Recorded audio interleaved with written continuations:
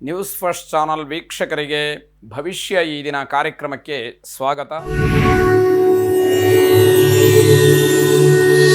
ಮೊದಲು ಮೇಷರಾಶಿ.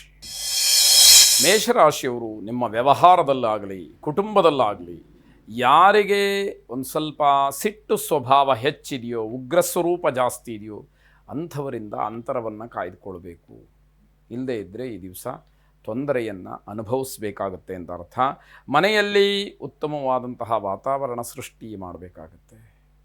ಏನೇ ಅಸಮಾಧಾನ ಇರ್ಬೋದು, ಏನೇ ಅಶಾಂತಿ ಇರ್ಬೋದು, ಅಥವಾ ಭಿನ್ನಾಭಿಪ್ರಾಯಗಳಿರ್ಬೋದು, ಉತ್ತಮವಾದಂತಹ ಮಾತನ್ನಾಡಿ ಕೈಯಲ್ಲಿ ನಡೆಸಿಕೊಡೋದಕ್ಕೆ ಸಾಧ್ಯವಾಗತಕ್ಕಂತಹ ಭರವಸೆಯನ್ನು ನೀಡಿ ನಿಮ್ಮ ಪ್ರಯತ್ನವನ್ನು ಮಾಡಿ ಅದರಿಂದ ನಿಮಗೆ ಒಳಿತಾಗುವಂಥದ್ದಿದೆ. ಹಣದ ವಿಚಾರವಾಗಿ ನಿಮಗೆ ಅತೃಪ್ತಿ ಇರುತ್ತೆ, ಸಮಾಧಾನ ಇರೋದಿಲ್ಲ. ದುಡ್ಡು ಕಾಸಿನ ವಿಷಯ ಬಂತು ಅಂತಾದಾಗ ಸ್ವಲ್ಪ ಮಟ್ಟಿಗೆ ಅತೃಪ್ತಿಯ ವಾತಾವರಣ, ಆದಾಯದ ಮೂಲ ಹೆಚ್ಚಾಗ್ತಾ ಹೋಗುತ್ತೆ. ಇದು ಸಂತೋಷವನ್ನು ಕೊಡುತ್ತೆ. ಇವತ್ತಿಗೆ ಅನುಕೂಲ ಇಲ್ಲದೆ ಇದ್ದರೂ ಮುಂದೆ ಇದರ ಲಾಭ ನನಗೆ ಸಿಕ್ಕತ್ತೆ ಅನ್ನುವಂತಹ ಸಮಾಧಾನ ಇರುತ್ತೆ. ವಿರೋಧಿಗಳ ಜೊತೆಯಲ್ಲಿ, ಶತ್ರುಗಳ ಜೊತೆಯಲ್ಲಿ ವಾಗ್ವಾದ ನಡೆಯುವುದಕ್ಕೆ ಅವಕಾಶಗಳಿದೆ. ಮಾತಿನ ಚಕಮಕಿ ಆಗೋದಕ್ಕೆ ಅವಕಾಶಗಳಿದೆ.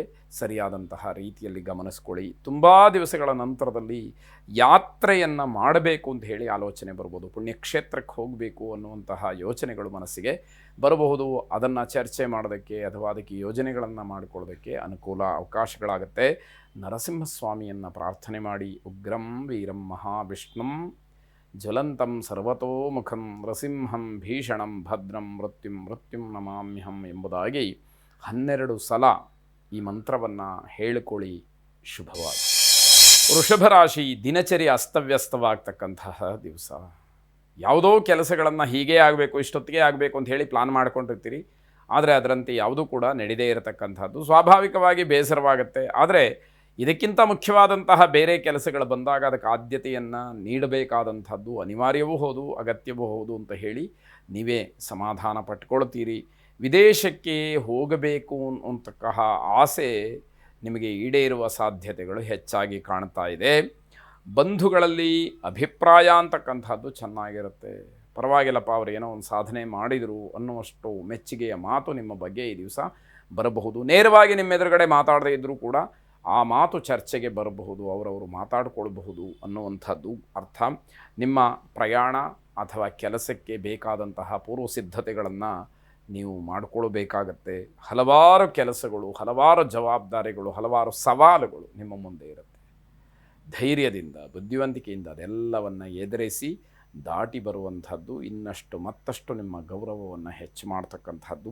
ಮುಖ್ಯವಾದಂತಹ ಕೆಲಸಕ್ಕೆ ಯಾರಿಂದಲೂ ಅಡ್ಡಿಯಾಗುತ್ತೆ. ಆ ಸೂಕ್ಷ್ಮವನ್ನು ತಿಳಿದು ಜಾಗ್ರತೆಯನ್ನು ವಹಿಸಿಬಿಟ್ರೆ, ಮುನ್ನೆಚ್ಚರಿಕೆಯನ್ನು ವಹಿಸಿಬಿಟ್ರೆ ಅದು ಕೂಡ ಸರಾಗವಾಗಿ ನಡ್ಕೊಂಡು ಹೋಗ್ತಕ್ಕಂಥದ್ದಾಗತ್ತೆ.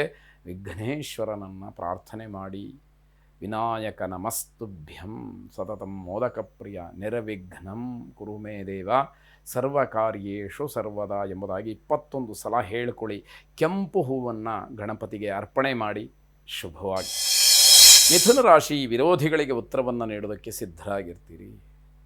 ಯಾರು ನಿಮ್ಮ ಶತ್ರುಗಳಿದ್ದಾರೆ ಅಥವಾ ನಿಮಗಾಗದೇ ಇರುವಂಥವರಿದ್ದಾರೆ, ಅವರು ಏನು ತೊಂದರೆ ಮಾಡಿದರೂ ಕೂಡ ಅದಕ್ಕೆ ಸರಿಯಾದಂತಹ ರೀತಿಯಲ್ಲಿ ಪಾಠವನ್ನು ಕಲಿಸುವಂತಹ ಶಕ್ತಿ, ಸಾಮರ್ಥ್ಯ ನಿಮ್ಮಲ್ಲಿ ಇವತ್ತು ಹೆಚ್ಚಾಗಿರುತ್ತೆ. ಆರ್ಥಿಕವಾಗಿ ನಿಮ್ಮ ಸ್ಥಿತಿ ಸುಧಾರಣೆ ಆಗ್ತಕ್ಕಂಥದ್ದಿದೆ. ಸಾಯಂಕಾಲದ ಹೊತ್ತಿಗೆ ಇಡೀ ದಿನದ ಹೋರಾಟವನ್ನು ನೋಡಿ ಸ್ವಲ್ಪ ಜುಗುಪ್ಸೆ ಅಥವಾ ಬೇಸರ ಅನ್ನುವಂಥದ್ದು ಆಗಬಹುದು ಅಂತ ಅರ್ಥ. ತಾಯಿಯವರ ಆರೋಗ್ಯದ ಬಗ್ಗೆ ಹೆಚ್ಚು ಗಮನವನ್ನು ಕೊಡಬೇಕಾದಂಥದ್ದಿದೆ. ಗಂಟಲಿನ ಸಮಸ್ಯೆ ನಿಮಗೆ ಕಾಡಬಹುದು. ಗಂಟಲಿಗೆ ಸಂಬಂಧಪಟ್ಟಂತಹ ಸಮಸ್ಯೆಯನ್ನು ಎದುರಿಸಬೇಕಾಗತ್ತೆ. ಸ್ವಲ್ಪ ಜಾಗ್ರತೆಯನ್ನು ವಹಿಸಿ. ತಾತ್ಸಾರವನ್ನು ಮಾಡ್ತಕ್ಕಂಥದ್ದು ಬೇಡ. ಅದು ಸಣ್ಣದು ದೊಡ್ಡದಾಗಿ ಪರಿಣಮಿಸಿದಾಗ ನಿಮಗೆ ತೊಂದರೆಗೆ ಕಾರಣವಾದೀತು. ವಿದೇಶದಿಂದ ಧನಲಾಭವಾಗುವಂತಹ ಯೋಗ ಕೆಲವರಿಗೆ ಇರುವಂಥದ್ದಿದೆ. ವಿಷ್ಣು ಸಹಸ್ರನಾಮವನ್ನು ಶ್ರವಣ ಮಾಡಿ. ಅನುಕೂಲ ಇರತಕ್ಕಂಥವರು ವಿಷ್ಣು ಸಹಸ್ರನಾಮವನ್ನು ಪಠನೆ ಮಾಡಿ. ಶುಭವಾಗಿ. ಕರ್ಕಾಟಕ ರಾಶಿ.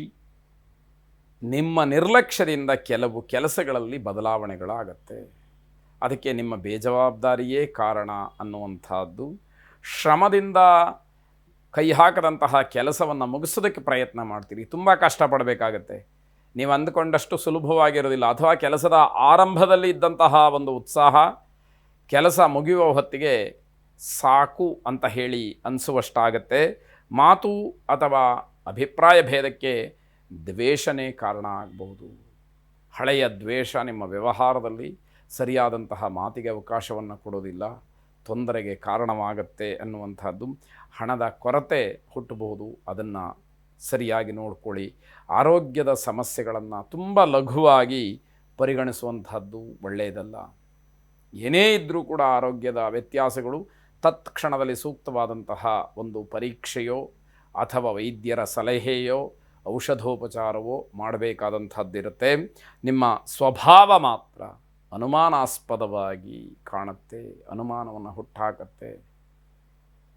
ಚೆನ್ನಾಗೇ ಇರ್ತೀರಿ ಓಡಾಡಿಕೊಂಡು, ಆರೋಗ್ಯ ಸರಿ ಇಲ್ಲ ಅಂತ ಬಾಯಲ್ಲಿ ಹೇಳಿದಾಗ ಬೇರೆಯವರಿಗೆ ಅನುಮಾನ ಬರುತ್ತೆ. ಅನುಭವಿಸ್ತಾ ಇರೋದು ನೀವು.